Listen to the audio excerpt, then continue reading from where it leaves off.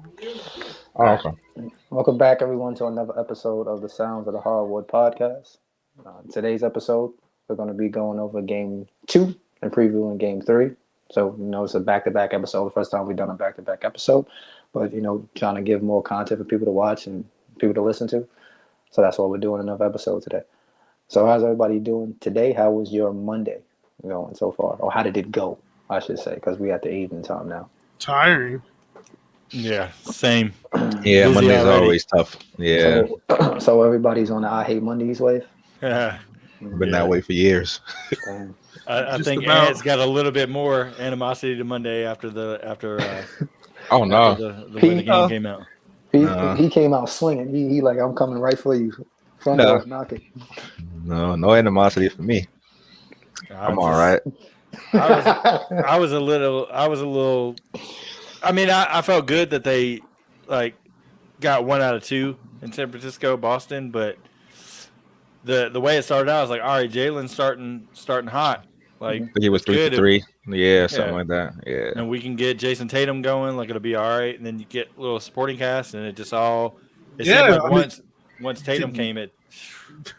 Jalen Brown had a quick 13 points, and Celtics started 5 for 5, but then they went 0 for 7, and it was Yeah. like, Yeah. Self-inflicted. Yeah. Okay. I would say I'm not going to be like, oh, the series is over, because then I want to contradict what I said before. That is just one game. But if I look at both games, my mindset is, okay, when I look at the box scores and I look at each game, that means technically speaking, the Celtics have outright won 1/4 out of 8.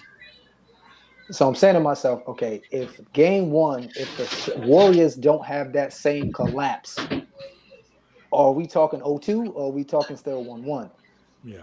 Because in game two, no disrespect, they made Harford look like the old man he is. He couldn't even Agreed. get by Belisa off the dribble. And he ain't even an elite level defender, but he couldn't even go by Belisa. So I'm like, okay, yeah, he looking washed in these streets. Tatum had trouble too, though. Tatum had a couple ISOs to where Bielitsa switched on him and he couldn't Yep. drive past him, and I was like, "What is going on here?" Like you're settling. I think he made one pull up against him, but the other 2 times he couldn't drive past him, and I was like, "This is Jason Tatum, All NBA. What is happening?" Mhm. I don't know. The Warriors were on a mission to make sure that game one collapse didn't happen in game two. Right. My other issue for the Celtics is Robert Williams. That foot is worse than he's leading on, because he favors it basically almost everything he does. A rebound, a block shot, and it got worse, unfortunately, when Marcus Smart fell on his foot. It seemed to really take him out the game more physically, of him trusting, jumping, and being the same aggressive defender that he normally is with that foot. So if he is hindered, so it's like a question, right? If he's hindered moving forward, like let's say it gets to the point where that foot is at a point where it becomes more and more noticeable that he's hurting. Like Mark Jackson kept saying all game, if I was the Warriors, I'd put him in pick and roll to test that foot. So if they begin to test that foot and he's not able to go, what do the Celtics do to try to win this series? I'm gonna let you go first, Ant, since you're the Celtics guy. You probably break it down a little better. Gotta play Tice. I mean, they're trying to keep his minutes low anyway. I mean, the main problem, I don't think he hurt his foot yesterday, whatever, foot ankle, because Smart fell on it, whatever. But it's not the foot, it's the knee, it's the leg. So he's favoring that leg every time he lands. The only time he doesn't give a damn about it, he's going for a block, right? It's like you gotta just kind of get into defense mode and whatever. I gotta take care of defense. I gotta get this block shot. But besides that, he's not really fighting for rebounds. He's not really. He's like he's looking more like somebody who just came off an injury. Like when I came off my foot injury, I was, try to stay away from contact. Anyone who I know does a close closeout, I'm not gonna shoot the ball around them just because he's thinking about it, and it still bothers him because he was okay. He looked good round 1 versus Brooklyn, looked good game 1 versus Milwaukee, and then when that bone bruise happened versus Giannis, when Giannis ran through him, it was like, I don't know if it re-aggravated everything or what. So, and then also to come back off that as quick as he did and then instantly go to be playing every other day, it's like that's just wear and tear on that. He's not really. They tried to sit him throughout some of the series, but it wasn't really working because Boston would just fumble the bag and then have to bring him right back in. So I just think that's when having these 3 days off with the finals games is good. Hopefully it wasn't nothing serious. He's always going to be day to day, like they said, when it comes to the playoffs. He's going to always be questionable until he goes through his pregame routine and they see how he looks. But all they really need from him right now in this series is just to block shots and just, if you get left on the island with Curry, just try to contain and try to make him just take a crazy shot over you. If he hits it, he hits it. That's what Curry does, I think. But yeah, they're gonna have to play Tice more, and Grant got to show up. I feel like they really don't want to play Tice that much, and I get it. But Grant has to. He's disappeared. The Miami series disappeared this series so far. He has to show up because if he shows up, then you're able to go super small. Horford is doing what he can. I mean, every series he gives you that one good game. He's like, this is your present. This is your gift from me. Boom, you get all of me right here. Don't expect nothing else from me. I'm a bang with Draymond when I have to. I'm a bang with Looney. I'm gonna get rebounds, give y'all the ball, push up. I feel like he wasn't really aggressive game 2 at all. I don't really think that first play with the jump ball bothered him. I just think Boston expected it, like they said, but I just think they didn't go to him either. Like a lot of it was not even being open. A lot of it was self-inflicted. Like there was times he is open, but that's the thing. It just shows there's a difference with Jaylen Brown, game 1 getting it going. There's a difference with Tatum, game 2 getting it going. Tatum had it going, but not from the free throw line mid-range jumper he loves, or that I like to see him take a lot. He had it going from 3. That's where his points came from. But everything else, he couldn't throw a rock in the ocean. JB, what messed him up was just those quick 2 fouls, and you got to sit down early, and then you got to get back, and now the momentum is going back and forth.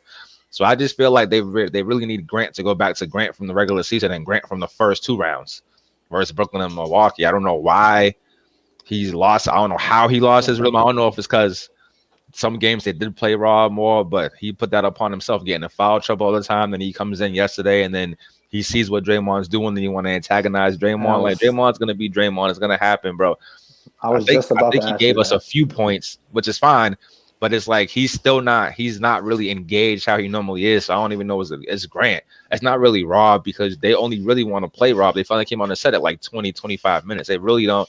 They're trying to treat him the way they treated him when he came back for Brooklyn, 5 minutes a quarter. That's why you really see Golden State go on crazy runs when Rob's not around, because now they're like, we could do what we do, drive and kick, or even just drive in general. They got a lot of paint points yesterday, a lot of points in the paint yesterday.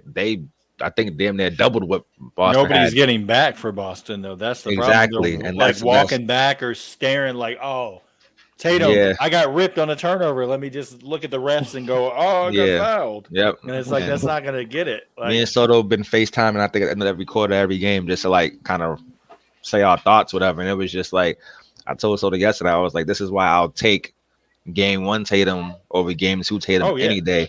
Game 1 Tatum could have had the same stats game 2 Tatum had and had a crazy positive in the plus minus, right? But instead he had a good scoring game. You look on the box score and say, oh, he did his thing. If you watch the actual game, he really didn't. And then his plus minus was obviously crazy, as we all know.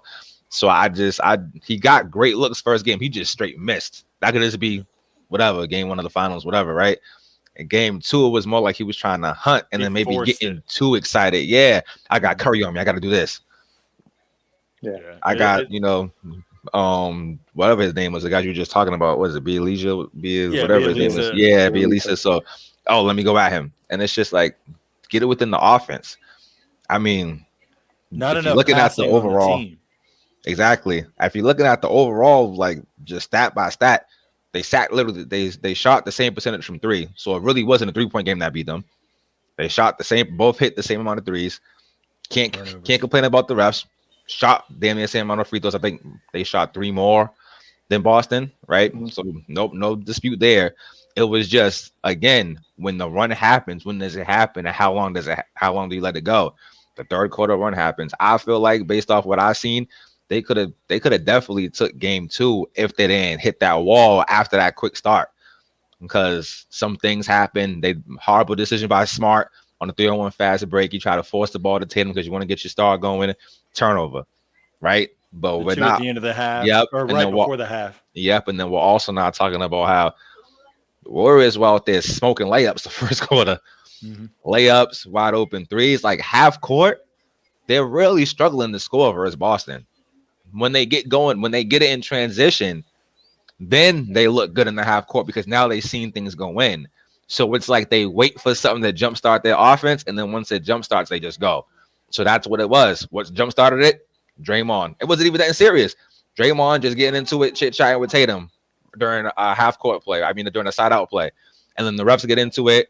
Then he starts barking at JB. My coach has always told me, hey, if somebody feels like you're the better team or that you're the more talented team, they're going to do different things to try to get you off your game. So Draymond said, hey, everybody's talking about I don't play no defense, all that. He tried to set the tone with his guys because they really came out flat. I think they were like 1 for 6, 1 for 7 in the beginning while Boston was hot. It looked like it was going to be another dominating fourth quarter for Boston. And then the turnovers happen. They slow the game down, quick timeout, regroup. They start seeing the ball go in. Boston got to stop putting these guys in the bonus. It's like every other quarter, they're in the bonus with 5 minutes left. That's the key time they get in the 5 minutes left. First quarter, they're in the bonus. Now, everybody's seeing the ball going because they're getting free throws. Free throws are key for shooters, you know what I mean? So it's just little things, man. That's why I'm not really going crazy off this loss. It was just like, it's just tough to watch. Like, you had no business being down by 2 in the first half at all. You should have been up, not by double digits, but 7, 9. If you really look at how it was going, they should have been up. Then that third quarter beginning run might not kill you so much. But when you're down by 2, then you come out flat third quarter, what you always do when the Warriors dominate third quarter, which they always do. You look up, you're down by 15, and you're down by 20. And so you're just pulling the starters. Forget it. Like, just go. We got our split. You got to just wave the white flag and surrender. So that was a better decision to go ahead and pull the player, pull the starters. Because they weren't going to come back. They weren't Right. going to come back from that ass whooping. So I agree with that. One thing I noticed that I would like to see change the most is stop having Brown and Tatum bring the ball up as much as they are, because it Agreed. turns into they don't bring it up to distribute. They bring it up, especially Tatum brings it up to score, and he gets ripped, and then it goes the other way. Hold on. I could do the motion. Yeah, I hate exactly. that. Exactly. Like, where's Derek White bringing the ball up? Because he's perfect from top of the key. Stop having Derek White stand in the corner and just be a standstill shooter. I get that he knocked down a couple threes, and he's been a lot better. But you need him to bring the ball up, set the offense up. Marcus Smart can't have 5 turnovers to 5 assists. Can't happen.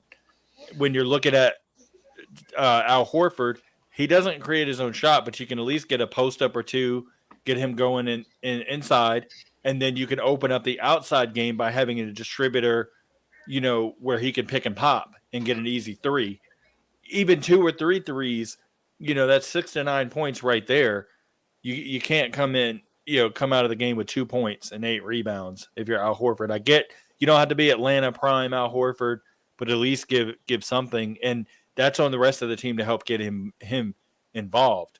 And then Peyton Pritchard, Agreed. I get he's in and out of the rotation, but he's a spark that you could utilize as another ball handler and another scorer coming off of the screen in the mid-range or driving to the hole, getting to the free throw line. Brown and Tatum have to get to the free throw line. Get the easy points that Golden State's giving you. Get Draymond in more foul trouble. Get Kevon Looney in foul trouble to where they have to play small. It's the little small things that start adding up to where Golden State might get rattled and you have a chance. I feel good about Boston winning the next game if they stick to the principles of the second half of the season, not the principles of the Celtics starting the season. That's what they look like last night. Agreed. What you got, Sato?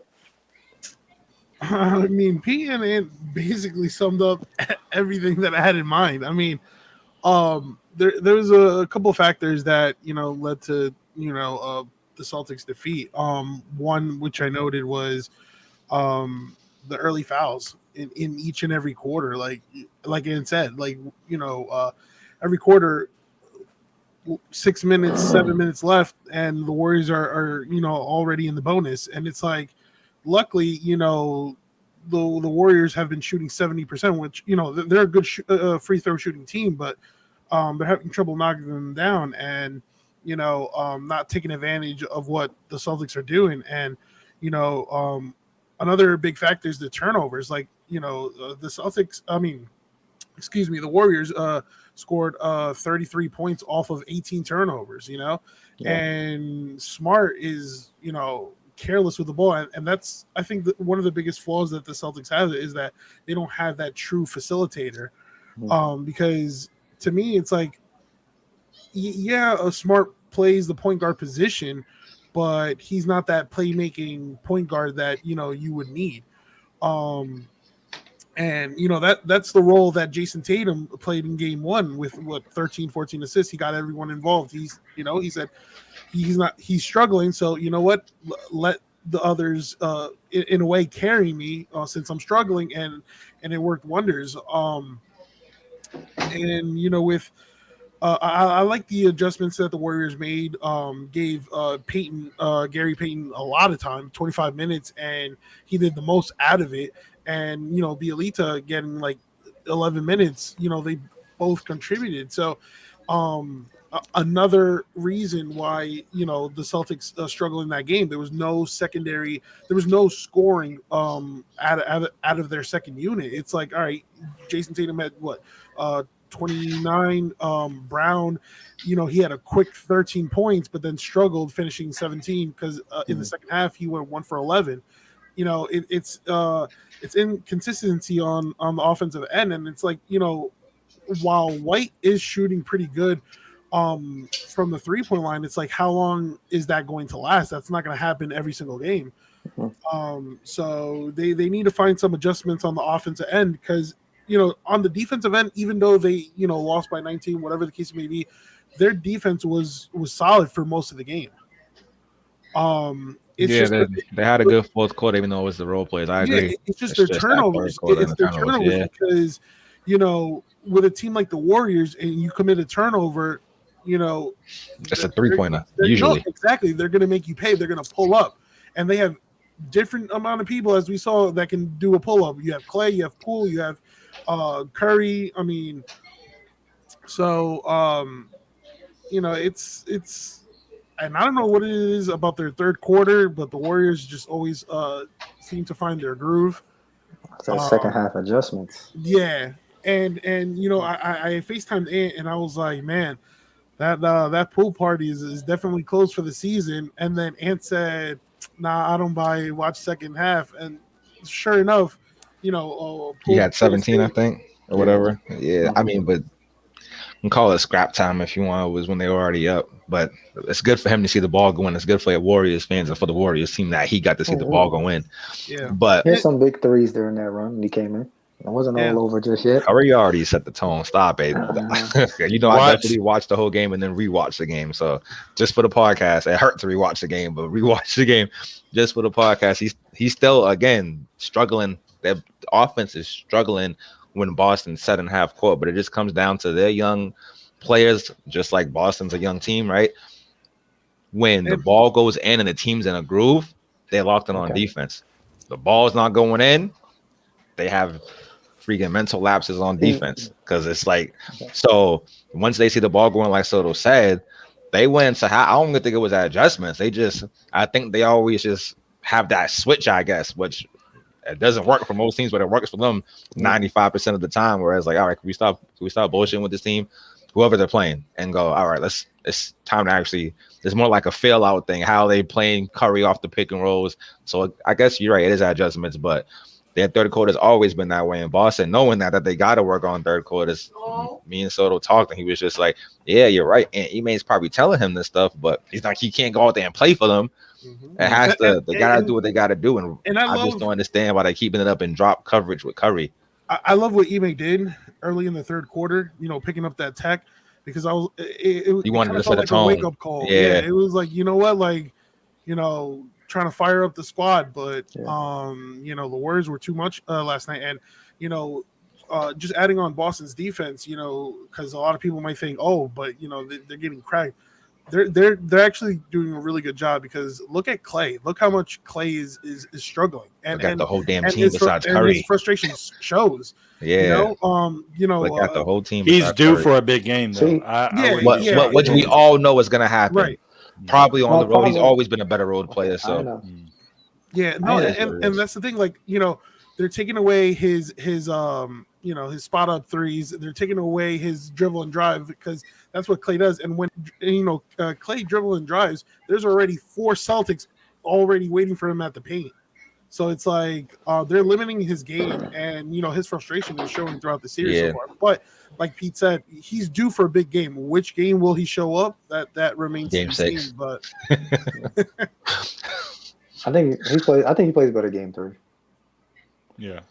Yeah, exactly. Because like you said, why- you both teams can't, like you said, really panic, or we can't overreact. This by game 4, then you're like, all right, where you at? But it's like they split, and there's 2 different games, like you said, Keem. I definitely agree with that. You can't really say the series is over because Boston won the first game, and obviously the series ain't over after they won. Warriors won this game.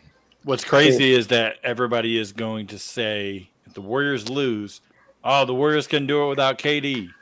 And then if the Warriors win, oh, look at this dynasty. It's another run. Like they got another. So it's like either or, and it's like this. Can a team just win? I hate that. But I think that's their motivation. They won without KD already. Wasn't that everybody's argument when they got KD? I think Exactly. but I think that's their motivation. I think that's Curry's motivation. Curry personally, yeah, but I don't know if the rest of them have that same motivation. I think Curry, because Curry's the one who everybody's saying if he gets MVP, he's going to put him in the top 10 supposedly. Curry especially, but Draymond. Yeah, I agree, Draymond. Yeah, because so much talk has come out. And then I love it because Draymond continues to put himself in a situation in crucial games to get ejected. I told Toto it's not going to happen. He was going to get his second tackle. Then you got the one of the head officials talking about if I was at the game right now, I'm not going to give him a technical either because you don't want to. Steve Jabby agrees with everything. Whatever ref is reffing, that's what he goes with. And then as soon as the verdict, I agree. Don't. If you were gonna throw him out, it should have been on the play where he laid Grant Williams out. Tony that Brothers was not a basketball play at all. He just straight out. laid Grant Williams out, and they called a foul on Grant Williams, and Ime don't want to challenge nothing. So it's like because he doesn't want to. He don't want to waste his time out. But those were 2 good challenges. Jaylen Brown did not touch Gary Payton Jr. Gary Payton Jr. had a flashback of freaking Brooks taking him out and was like, "Oh shoot," and twirled around in the air. But Ime is probably like, nah, like maybe some bullshit, and they'll Yeah, I know, but I'm always big on if it's one of your stars, which Grant, okay, whatever, but if it's Brown and Tatum already had to at that point, you gotta risk it because at least you always pull Tatum early mid first quarter anyway, just to get him his quick rest. But Brown usually plays the whole first quarter. You can't play him the whole first quarter if he has to. So now you got both your stars out. You throw the bench in there a little bit early. Derek White again had another decent game, but it's just like then Pritchard was like, I think it just comes down to role players this series, which it always does. And we mentioned Keem and Henry and I mentioned that yesterday, and I said I think the when Keem asked, oh, what is the X factor for this second game, I said the role players, and I said especially Gary Payton II. Because now he played it's great like for them. exactly Iggy's not playing, but Iggy could be a factor sometimes. But now you have somebody who's younger, who has fresher legs, who can switch with anybody, and is a great perimeter defender. So it's like and I think that's what's throwing off those Boston role players. What, Gary Payton? As in because last night when White got going. Now you got to see Gary Payton Jr. The other night, it was, okay, take your chances with Otto Porter Jr. or maybe Clay if we switch him all there, or maybe Iggy. Now it's Gary Payton Jr. That's what he does. That's what he's out there for. So if you're a role player and you're getting one of their best on-ball defenders, that's not what you come in the game with the mindset of. Sometimes he's picking up Marcus Smart full court. That's not what you coming in the game with the mindset of. That they're going to put one of their best defenders on me. And I think that's what makes the Warriors scary is because they're leaving Wiggins and Draymond to guard Tatum and Brown. But then their other capable defenders, they're putting on the Celtics role players. So you want to know why Marcus Smart got 5 turnovers? Because he got an elite level defender guarding him. In these other series, who we got? Tyler Hero. Drew Holiday. Yeah, but Drew Holiday, if Tatum and Brown gets hot, you know where he's going. Yeah. That's the difference. Like, if those guys get hot, he's not on him no more. It's like, I'm going to one of them now. So then now you get guarded by Pat Covington, maybe Bobby Portis. Ain't no defenders on the Nets team. And then Miami, like I said, he got his chances with, okay, you're going to put Oladipo on me maybe, Tyler Hero when he was playing. Like, you don't have the PJ Tucker maybe. Like, and he's not the same defender he once was. But these are young kids that they like, okay, this is what I'm in the game for. I want that assignment. So, and I feel like Clay struggles. He's just overthinking. Like, he's rushing a lot of his shots. Everything was rushed last His game. off the dribble pull up, he's like leading all over the place. Normally, when you watch Clay shoot, we all say it, he shoots the same way every time. You can't say that about Klay Thompson right now. But you can also credit that to the defense too. Maybe Tatum was the same way. Used to someone being there. But in respect, you know what I mean? Like, in respect to Klay Thompson, you ain't think he ain't never seen elite level defense before? In respect to Klay and his body of work, you mean to tell me coming into a game he ain't never got no assignment of I mean, if we really want to go down the list, we could think about it. They just had this debate last week. What was the debate? Draymond came on the podcast and said who got doubled 7 times more than Durant did? Curry, right? So imagine what they were doing before Durant got there. They were all focused on Curry. It's one-on-one with Klay. I would take Klay one-on-one with a lot of people. So you're right. But they're not doing that. They know Klay's a shooter. There's someone on each side. They were forcing game one. And that's the thing, like Klay to drop the ball off to somebody. And Klay's not trying to do that. Like you said, he's forcing it. Klay's trying to be like, oh, Curry hit a few. I want to hit some with Splash Bros. I'm trying to hit some too. So he's thinking, he's pre-thinking what he's gonna do before he does it. Which is why he's leaning, he's off, he's shuffling, all that. And that's the thing. If you look, Klay's getting his points off turnovers. Yeah, you know, and with Curry, it's like, all right, you know, pick and roll, you know, you switch and whatnot, boom, pick and pop, boom, right there. But yeah, it's like Jaylen Brown has been doing a great job. Yeah, they all have. Smart has and he's all a great that. defensive player. It's when So the subs come in, it's like there's a mental lapse, and that's what's gonna happen, right? So, second quarter, you got to sit your main guys. You can here come Tyson the game. Mm-hmm. Horford wasn't in foul trouble. I don't know why, but I guess, you know, older side, you want to get Horford some rest. Tice continues to drop. Tice, what are you doing? I know y'all are going over this in practice. What are you doing? I'd rather that. It's a 2. It's like 2K logic. Hey. The Warriors can have a million layups. It's just 2 points. You ain't going to be down by 30. But when they start getting threes. When you on that island, it ain't the same. I mean, at this point, why not play Luke Cornett in the sense that if Tice isn't going to defend and rebound efficiently, at least Cornett on the offensive end can splash threes. I don't know if the trust is there. I mean, but again, I wouldn't put him out there. That's if they get the ball. I wouldn't put him out there a lot, but we just talked about Horford not even getting the ball on offense yesterday. It was Tatum and Brown. I know he said Draymond didn't really get to him. I know Tatum didn't really care about Draymond, whatever. He did. Because it was there. You could see he was hesitant in his post up because when he had Bielitsa there, he should have been able to go right past him. Yeah, they're not sending 2 at him, so I don't know what he's waiting for. Like it's not Miami and it's definitely not Milwaukee. They're not double teaming you yet because you haven't had that kind of game yet. So you're right. He's overthinking. Just like put him in the category with Clay.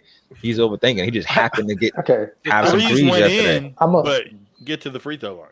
I'm gonna say something because I'm being funny here. I'm being funny, so I'm gonna say something. But I'm being serious also at the same time. When I look at the Warriors, I see them missing a lot of open shots. Like you just said, they missed a lot of layups in the first quarter. They make those layups. We're not even talking about a third quarter run. I think the game is over in the first half. Mm-hmm. The fourth quarter, the Celtics had a hell of a run. I'll give them that, a hell of a run. But when I say people say, oh, the Celtics defense this playoffs, I say to myself, who have they been guarding? Okay, you guarded KD, who you had the luxury of triple teaming him because who were you worried about scoring? You could literally, if you're being honest and you watched every game, y'all were triple teaming KD. Correct. Like, he got the ball, y'all sent the parking lot. It was like, go get him. If Kyrie got the ball. If Kyrie wasn't in the game, yeah. But if Kyrie's there, they weren't triple teaming. Yeah. I mean, Kyrie's still I mean, elite scorer. but it was like the same concept. It's like it's like kill the carrier. If one of them touched it, that's the Yeah. focal point of the defense. We gonna live with somebody Yep. else. That's why Blake Griffin came in those games, hit those threes because it's like there's nobody on Ain't you. nobody worried about Brigger. Yeah, you're right. Right. And you'll let I'm with Hero you. and Oladipo shoot themselves out of a game. And then if Yeah. you look at the Bucks series, Giannis had Wilt Chamberlain numbers. So everybody keeps saying, "Oh, they was locking up Giannis." Are we watching the same series? No, it was opposite. It was let Giannis get his and lock up the rest. They didn't have Middleton either, so Yeah. that kind of So- linchpin Made it right harder there for really- Giannis too. Yeah, So it's it like- was locked in on Giannis, and if Drew Holiday hits the shots, all right. every I'm other saying- game and for I'm Drew saying- Holiday, he had a so good game, be which it. is crazy. It And just I'm shows. saying, Yeah, even locking in on Giannis, he was still getting his 30. yeah. And that's what's happening with Curry. He's still getting his points. 2 games in a row, he don't go for 30. And that's So- okay. But the two different Yeah, outcomes. But the reason why I'm saying it's not okay is because how he scores his 30. If you said Curry was a ball dominant player, that when he's got the ball, nothing else is going on, it's just the Curry show, sit back, get the popcorn ready, like this was the Nets when they do with KD, just stand there in the corner like this, ready to catch and shoot, I'd say that. But because he can go past the ball to Draymond and then he's going to go relocate to get open, now I'm shooting that shot. I can go get a 3, come around the screen, make your big man step up, throw it over the top of your big, go get a dunk for Looney.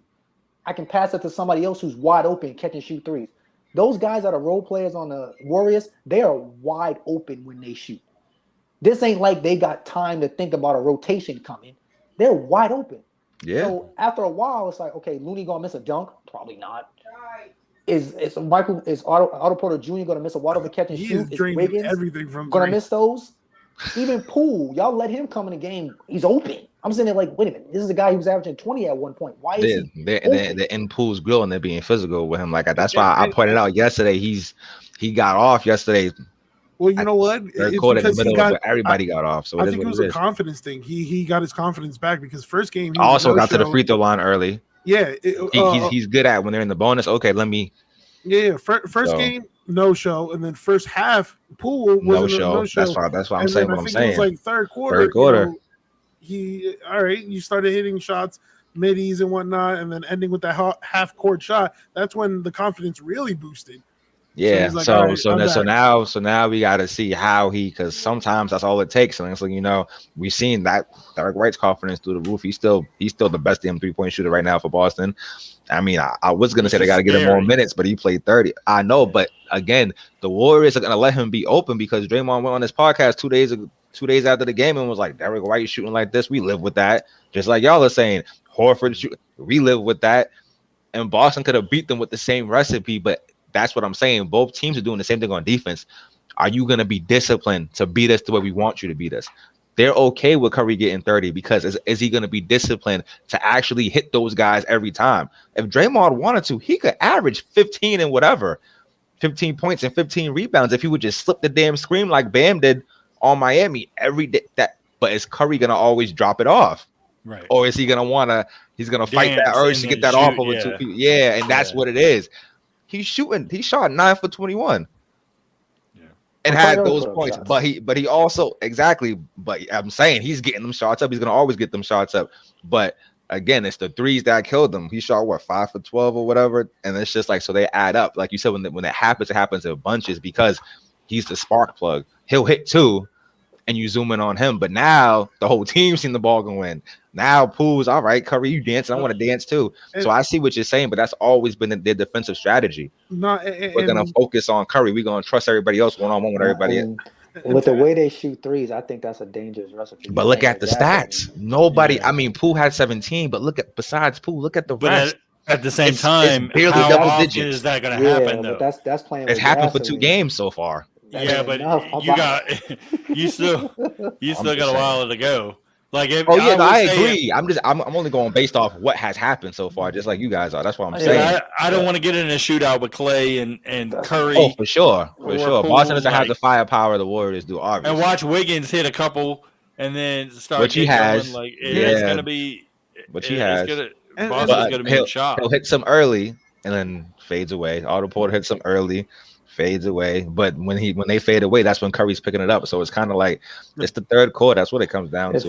And And you're who's right. gonna have that Biggest role player that balls that actually, does their thing. Boston had 2 role players game 1, right? And then game 2, they didn't need 2 role players, but they had Poole get going for 17. So it's like, all right, that's what it's coming down to. We all know Clay's gonna go off one of these games, maybe 2 of these games. Who It's the knows? second It's unit. gonna happen. It's the battle of the second yeah, unit. It's like it really is. You just said Poole is a spark plug on offense, right? Off the bench. Well, I mentioned his name because I'm so high on him. Gary Payton is a spark plug on defense. Right. He's able to defend multiple positions, and he excels when the Warriors play that small ball lineup. Yeah. And as a 6'3" guard, he rebounds well. So He does. He definitely rebounds. Well, I'll give him that. And I I like know his game more. you mentioned the Warriors. Everybody else wasn't even close to double digits, but something about these Warriors second unit is that they hit those big shots when it matters. And starting with that corner 3 with Otto Porter Jr. and that was his only 3-pointer of the game. Yeah, but it was a big shot. And Bielitsa, even though 11 points, he did have a quick 6 points. So and that's someone they got coming in because Iggy didn't play, late scratch. Yeah. So. And then and real quick, going back to Otto Porter Jr., he only played 15 minutes, 3 points, but then again, boom, 3 steals. Like he's defense. They had a ton of lot steals yesterday. Yeah, a lot of 2-way versatile defenders, and that's what they got going for them, and which is why Celtics had 18 turnovers, and that's what's costing them. And then before we move on, I gotta point out and just like Tatum, if you whatever this is bothering you, bro, let the trainer know. Step out. Ain't nobody trying to see you dangling your arm like it popped out every other play because you get someone back screened you and no one called it out. They just happen to hit that sore spot, and now you're like this while the team's fighting for a rebound, thinking you there. Like it's little things. Like just come out real quick. Go get it rubbed out in the back by the trainer or whatever. Get the shot, whatever you got to do, because that something happened in the first quarter. I don't know when. Early he did it. Then it happened again later on in the first quarter. Boom, he's like this again. I'm like, bro, it's okay to come out real quick.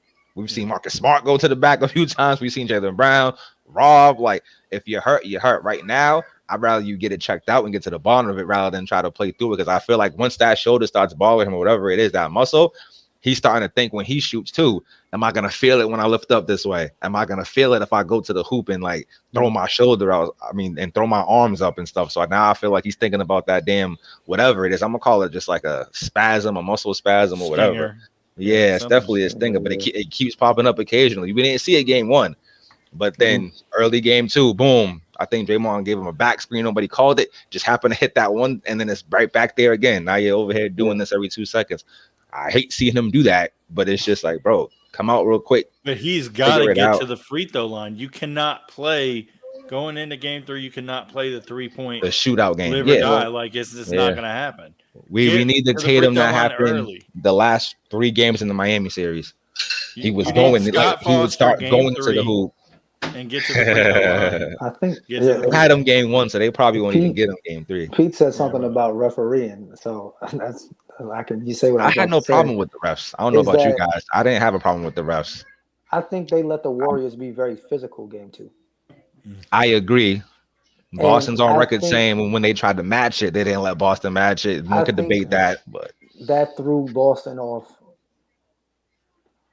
because when Brown got out to that hot start, he picked up some fouls, but when he came back in, like Henry, because Henry's in the chat, so that's why I'm reading. No, he should be on the show, but he in the chat. We see you, Henry.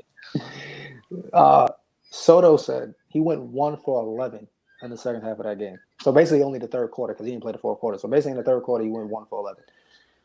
And Tatum struggled to score in terms of being effective. He was shooting and missing a lot, but he was being effective.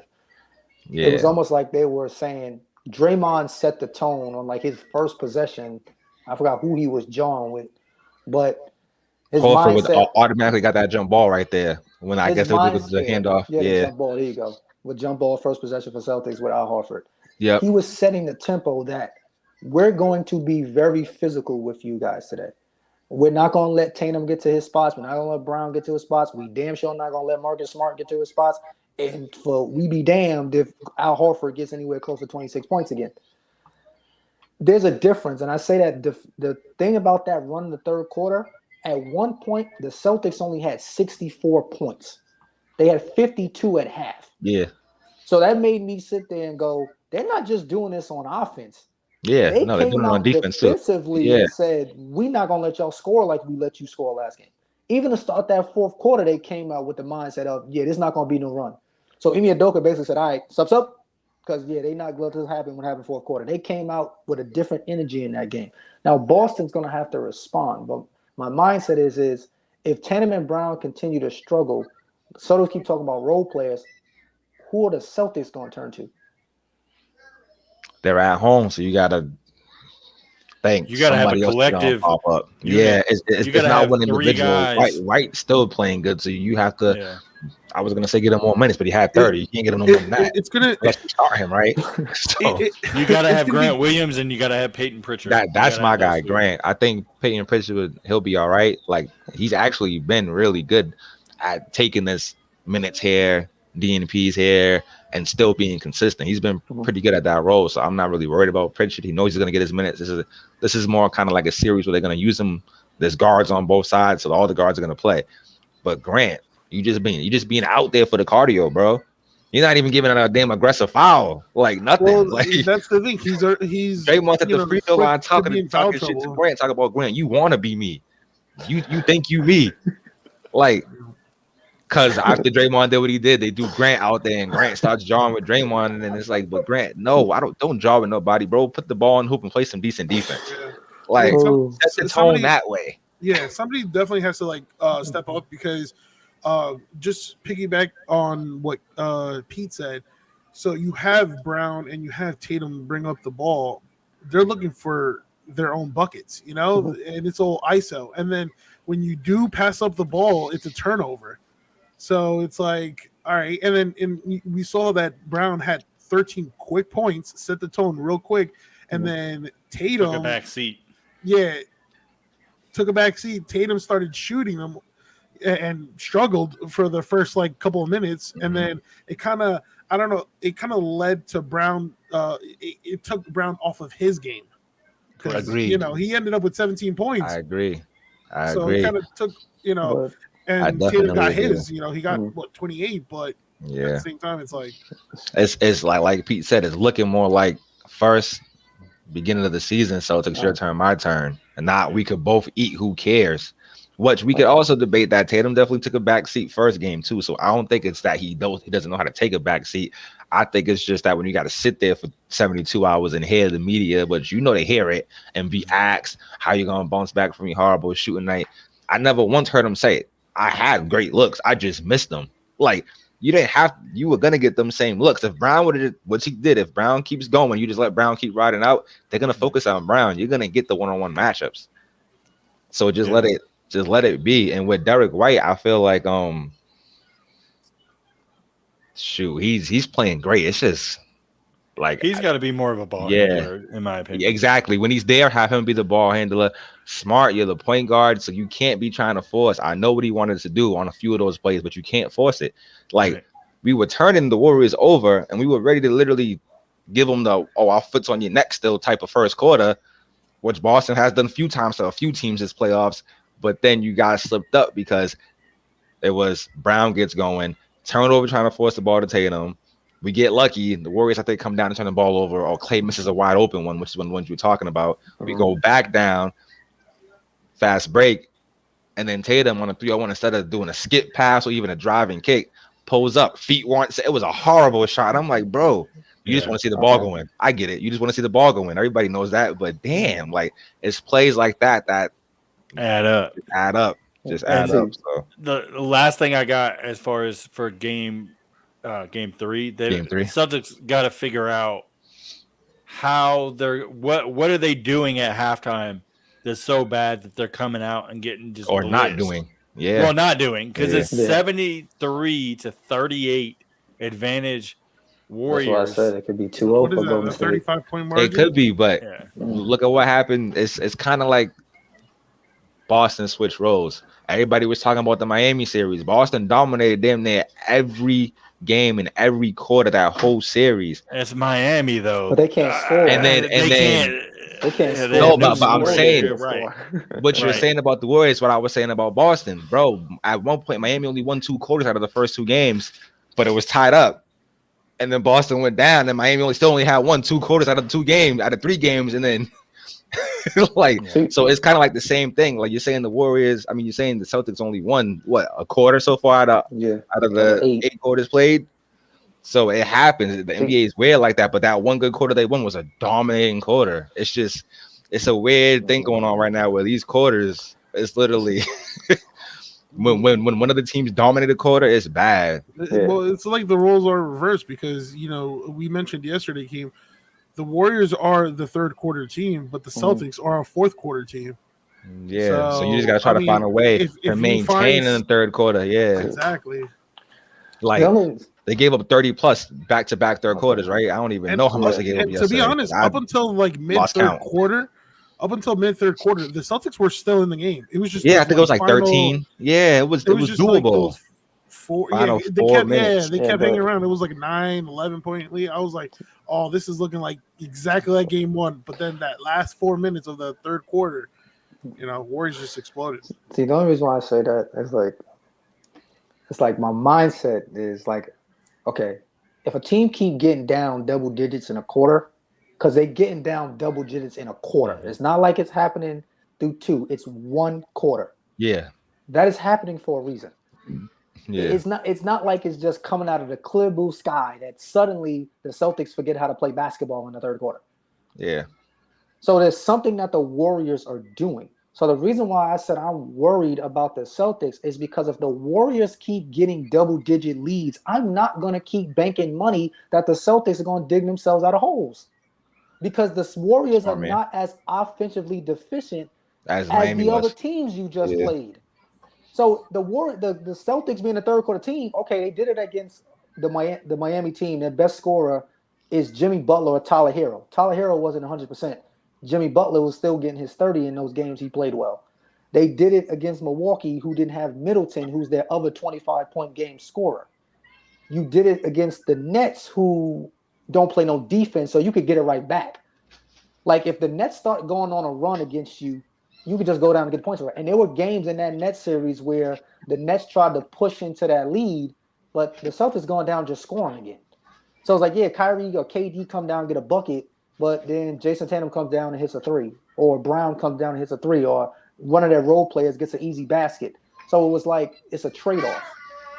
My thought process with the Warriors is at some point in time, if the Celtics do not figure out this third quarter, because right now for them, this is advanced calculus. They have not figured it out. They're struggling with this, and it's like, I need a tutor, I need a prayer, something, because 2 games in a row, the Warriors have said, okay, halftime is over. We're going to come out, get up double digits, and then we're going to figure out the rest from there.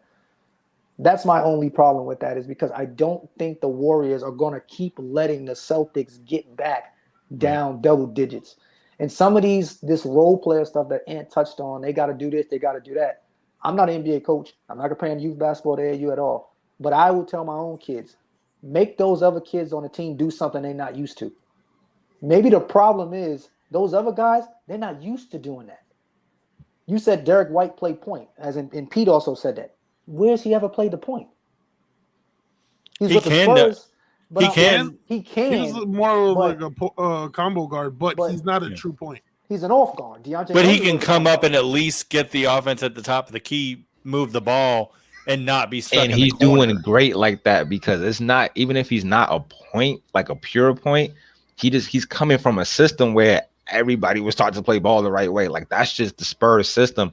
So when he does come in, he affects the game. Even when he was having horrible droughts in scoring, he's still making the right pass. He's still slowing the ball down at the right time and pushing it at the right time, where Smart's not always doing that. So you just got to kind of figure it out. That's why I'm praising Derek White, because it's like, it's not about him putting the ball in the hoop. That's a plus. We all know that that's a plus, but he's making the right plays. He's not going to force a bounce cat. I just don't want Tatum bringing the ball. I'm playing devil's advocate. All right. My point with Derek White is, if he was this great, the Spurs would have kept him. So I don't know that. They don't let go of talent. But too many. To me, they had Josh Primo that they want to develop. So if you're developing Primo and then you got DeJounte Murray, like where is White's consistent, like full-fledged minutes going to come from in a year or two. So they wanted to go ahead and get rid of him early and, get a little bit of assets that they could get back, now. My thing is the finals is a different stage than these other series. As much, if anybody would know what he can do, would be his current coach. And if Ime don't feel comfortable with him playing a point guard role, there is a reason why he don't feel comfortable with him playing a point guard role. Still bring the ball. I would rather have him bring the ball up, take my chances, than have Tatum come up ISO and get ripped every single time. I mean second unit, I feel like he's the point for the second unit. There was a play where Tatum brought it up and literally handed the ball to Clay, like handed it to him on a rip, and Clay was like, "Oh shit! Like you're gonna hand me the ball, all right?" And then like went down court, and it was like, "Come on!" Like there's 4 or 5 of those plays between Brown and Tatum alone where those happen. They get stripped because they're forcing something, and I'm like, that's an easy, 6 to 10 points, range that you could have back, like. You could say that as in hindsight, but at the same time, I don't want Derek White just standing in the corner, and that's what's happening every time, standing and watching Brown and Tatum. You're not going to beat the Warriors that way, and you're not going to beat them in a 3-point shootout. So they got to get to the free throw line, get fouled, set the tone early of a more physical matchup that's going to be defensive-minded, a little bit slowed down, make the Warriors play half court. Don't let them get in transition every single time and get these wide open threes off a Curry reset or a Clay spot up because he got free and got open. That's how that game's going to get broken open to a 20-point lead, and the Celtics can't battle back. They don't have the offensive power to do that consistently. I agree. So I guess that can lead us to basically that's what we're saying. They got to come on more physical with game 3, but like Keem kind of mentioned about 10 minutes ago, that's the thing. It's hard to obviously that's your adjustment. One of your main adjustments. You want to come out, you want to punch Golden State in them off, set the tone, all that, right? But it's hard to make that permanent adjustment to be physical when that was a whole new set of refs. So it's like refs don't really play a factor, but they are every game. They're gonna call it different. It happens every series. A lot of them are gonna call it different. It's the finals. You would hope not, but it's like for some refs they might have tossed Draymond. I wouldn't want that personally, but some refs, if it wasn't that set of ref, they might have tossed him because he was doing some extra stuff. Like but he's Draymond. I for sure was convinced he was getting tossed. I like it. So it's also like play. It.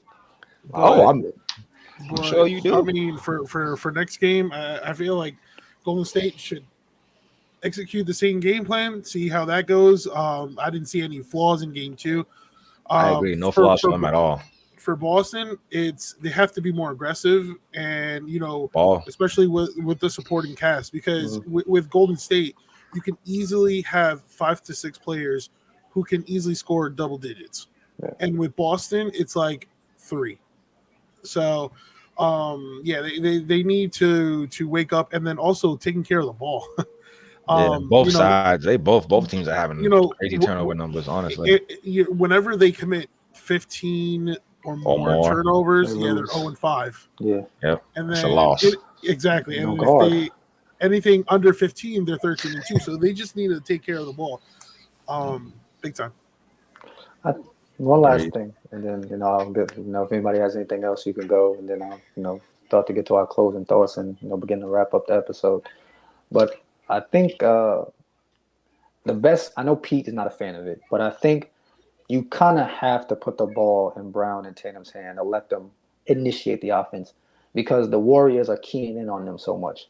So if you can force an early pre-rotation or early double team because they're shifting and stacking their defense to keep them out the paint or stop them from getting that mid-range or playing higher up on pick and roll so they can't come around and get that 3, you do it to allow a guy like Derek White to shoot that catch and shoot 3, which he's shooting like 50% from, or Grant Williams that's shooting like 50% from. So it's those other guys. What I really saw in that second game was when those guys couldn't just catch and shoot, Horford and Grant Williams especially, Derek White is the only exception, they didn't do anything else with the ball. If Grant Williams couldn't catch and shoot it was right back to Tatum. Go ahead, big fella.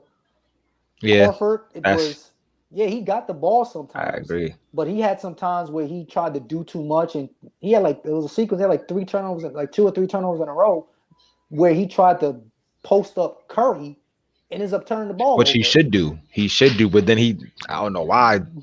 He forces it. It's like there was one play where I yelled. I was like, bro, all you had to do was do 2 bumps and spin to your left. What are you, Aldridge now? Like, come on, bro. Spin to your That's left and it was a uncalled layup. for. Draymond hedged for 2 seconds, but he had Tatum, so he hedged and recovered and never went back. He literally bumped Curry from under the hoop, and then I don't think if Al just didn't fail, Curry wasn't there no more, and then Al ended up turning right into Looney or into Thompson. It was a steal, like you said, and I'm like, bro, there's a lot of times he's at the top of the paint with Curry on him or Poole on him, and like you said, here you go, hand it right back off, but then say, hold on, wait, let me get down low. He can pass too. Pass it out if you don't have it. If you feel like you're awkward, don't turn into a defender. Pass. I like the owl in the post, just not him trying to do it from getting to the 3-point line. Put him on the block. I like it because a lot of the times, because the Warriors switches like Boston, there's guards on Al, and that's another way to get him going because they're gonna foul him. He'll go to the free throw line. He's a pretty good free throw shooter. It's just like, it's just don't turn into wasn't nothing for him. Porzingis. Yeah, where you can't post somebody. Why is this slandering of the big It's just men that like shoot jump shots? We got all. It's just like don't. It's just like Porzingis did it to himself. Ever since he was a Knick, he hasn't been post up threat. I mean, just everybody that shoot jump shots. That's what they do out here in the streets. They just want to be like Dirk. That's all. They just want to be like Dirk. You don't got to violate them like that. They somewhere hurting like what I do. I'm just living my best life. I've been in the off season for a long time now. My season was done months ago. But you got some hope. You got Darvin Ham coming. You got a little bit of hope. Ooh, the Lakers? I don't have any. I mean, I want to see him do well, of course. I'm not going to. I want him to see maybe if he has an Ime Udoka effect, the first year coach, and turn it around. Well, not really a turnaround because the Lakers are won, but you get what I'm saying. Like, make the team not look like what they looked last year. Because the team last year, I don't even talk about that. Right. My Lakers in the same boat as the Knicks, so I ain't talking about them until it's free agency time. When free agency comes, then I'll say something about the Lakers. Right now, who we talking about? LeBron? We talking about LeBron. He's a billionaire now. We talk about that. But I'm not talking about my Lakers. Well, Wednesday will be interesting to say the least, just to kind of, I guess, put a bow on it. Okay. I think I'm going to go ahead and throw it out there. I threw it out there earlier. I think the Celtics get a narrow victory. Okay. I do think Klay Thompson has a bigger game, but I think this game is Curry's going to struggle and Thompson will do well. But I think you'll see a resurging Jason Tatum more like game 1 to where he's passing more, but still has a good scoring output that's more efficient. And they get a narrow victory within 5. Okay. And so what are your game 3 predictions? Well, I mean, I said Warriors in 6, so I'm sticking with that Warriors for game 3, right? I think, Warriors win game 3. Maybe an early prediction, depending on how I see how game 3 goes. Then, Celtics could win game 4, but game 3, Warriors. Okay.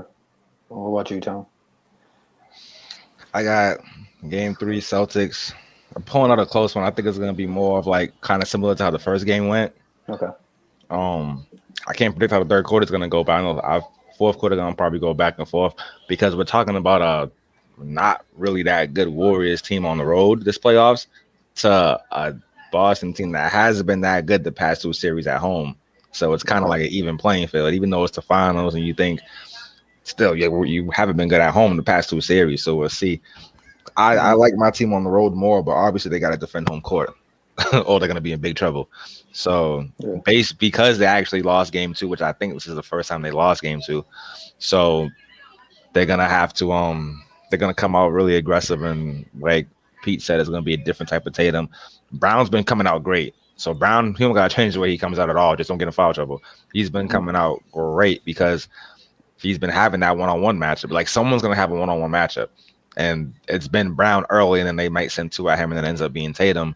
But everybody's talking about Klay. We're not really talking about how he's still that step slow on defense. I think he'll be back to as much as close to Klay of the old, next season. because remember he just came back in January, so he's still. But Brown is taking advantage of him being a step slow on defense, and it's bad. Like when it's 1-on-1 with him and Thompson, he's going by Thompson. He's getting the spot up. He's doing that, so I like that matchup. So I got Boston winning. I say like 9. Which is what Tatum should have game. been doing to be elite to the game too. Yeah, but if Boston does pull it out, I'll tell you who's my MVP. It's Brown, not Tatum. Oh yeah, absolutely. It's Brown, not Tatum for sure. Absolutely. All right, so we got 2 Warriors and 1 Celtic from the Celtic fan. I thought Pete said Celtics. No, I had Celtics. Oh yeah, that's right. Excuse me. So I'm talking. Excuse me. That's right. You did say Celtics. Now, but you said 5. I had the Warriors winning in 6, but Yes. I got the Celtics winning game 3. A tight game. You said, I remember now. You said like 5 points or something within like that. 5. Yeah. Okay. And Soto said the Warriors, and obviously you got his Warriors in 6, and Ant said the Celtics are going to win tomorrow. Okay, here's my. I'm like split, but obviously I got to say I have to choose a team, but I'm split between which one is going to be, and it all depends on the third quarter again. If the Celtics stop the Warriors from having one of those signature third quarters, then they're going to win the game. If they do not stop the Warriors, then they're going to lose that game. So that third quarter is my answer. Whoever wins that third quarter is going to win that game tomorrow. I mean, not tomorrow, but you know what I'm saying, game 3. Whoever wins that game will win quarter 3. Because I do not trust the Celtics. I know, Anthony, you don't like this answer, but I do not trust the Celtics to keep getting down double digits and coming back like they're the comeback kids. Like, at some point in time, that catches up to you because you're working harder to have to score and have to defend. So at some point, I think that's going to bite them if that happens again in the third quarter for that game 3. So yeah, I'm not going to say the Warriors winning in 6 just yet. I ain't throwing it out there. I got to see what happens. If they win game 3, they win it in 6. I ain't going to hold you. If they win game 3, they win it in 6. So you know, y'all can get that young fella speech like, you know, it wasn't y'all time yet, but y'all got next year. Y'all be back. And, you know, we seen a lot of things from this young core that we didn't know existed. That would be your motivation for the off season. If y'all lose 4 games to 2, if you win, then it's going to be the Warriors old and Tatum and Brown are the new duo of the league. That's the narrative that's probably going to be painted. So either way, it's a good story for the Celtics. If y'all lose, you finally got over that hump. I mean, you did it because they ain't no more LeBron, but you know what I'm saying, you got over the hump. You got over the LeBron hump because he West now, so you know, you got over that LeBron hump. He not there to beat y'all no more. And you finally beat the Heat, yay, you know, and you beat Milwaukee, yay. So if you beat the Warriors, then you took out the older teams that's running the league right now. I'm just worried real quick before you move on about the Celtics defending home court because they had they lost twice against, I think it was Milwaukee, and then I think they won game 7, but then they lost twice to the Heat, and it's like, all right, now you have the Warriors, which is a completely different team from the ones I just mentioned.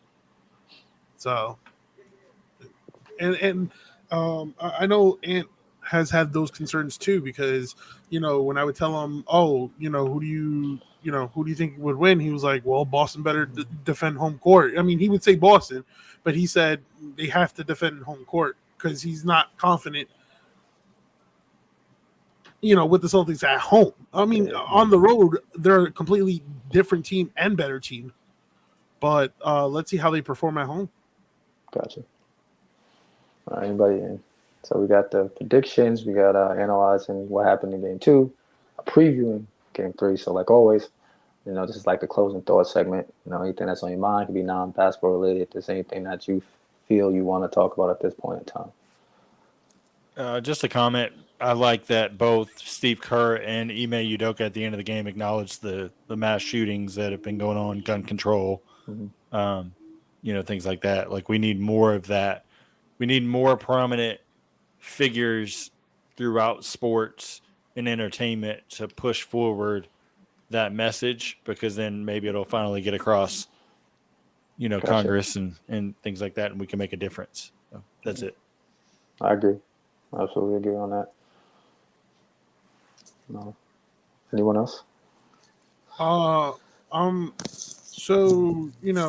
different sport, and, obviously, with with wrestling, it's scripted, but Mhm. I gotta like give a huge like props and praise for Cody Rhodes for wrestling with a torn pec muscle yesterday. Like, yeah, his whole body was his whole like right side was purple. And at the end of the match, like that whole area was like bloodshot red. And the fact that he wrestled for 20 plus minutes on a torn pec muscle, like it shows how like dedicated and how much heart he has for this business. So, my praise to him. Gotcha. That is crazy that you wouldn't do that. I don't Yeah, think I could.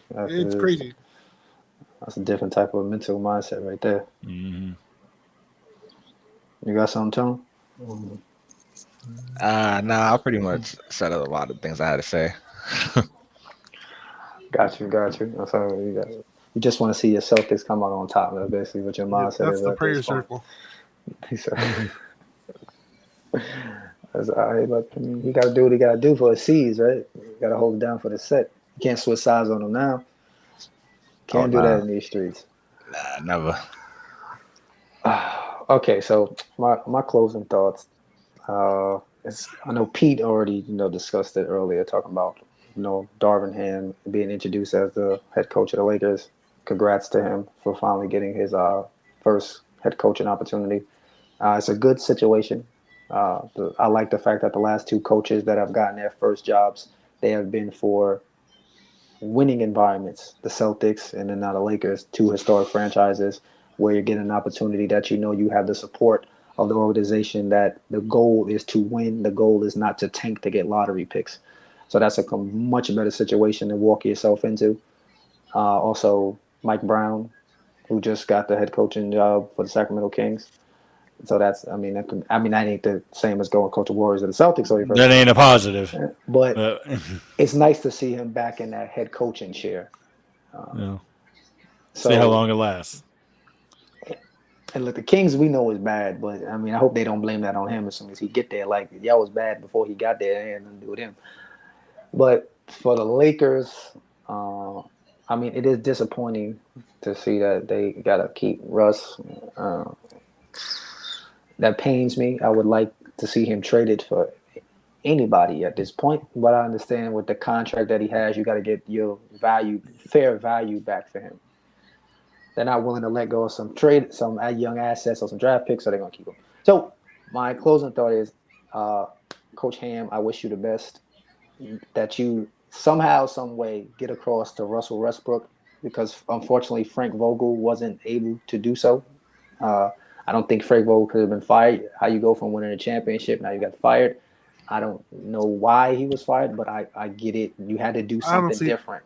Sorry to cut you off. I honestly thought you were going to say, I wish you well in your future endeavors. No. I'm not gonna do him dirty like that. I'm hoping for his sake that this season, the next season ain't like this season. But yeah, I figured I'd just get out ahead of it and just be like, best of luck to you. I'm not gonna comment on what he said about AD and Russell. That's his opinion. He's entitled to it. He can have it. I want to see it on the court. That's all. But that brings us to the conclusion of this episode. Finals is here, so we're doing our podcast more often to keep up to breast with what's going on with each and every game, to express how we feel about how the series is moving. We do have that 3 days off in between game 2 and game 3, so we're gonna take that time to reflect and see how the Celtics and the Warriors come out game 3. But like always, if you missed the beginning or any segment of our podcast, you can catch it on our YouTube channel, Sounds of the Hardwood Podcast. If you prefer to listen to an audio version of our podcast, you can listen to it on Anchor, Spotify, and Apple Podcasts. Thanks for listening. Thanks for watching. And we out.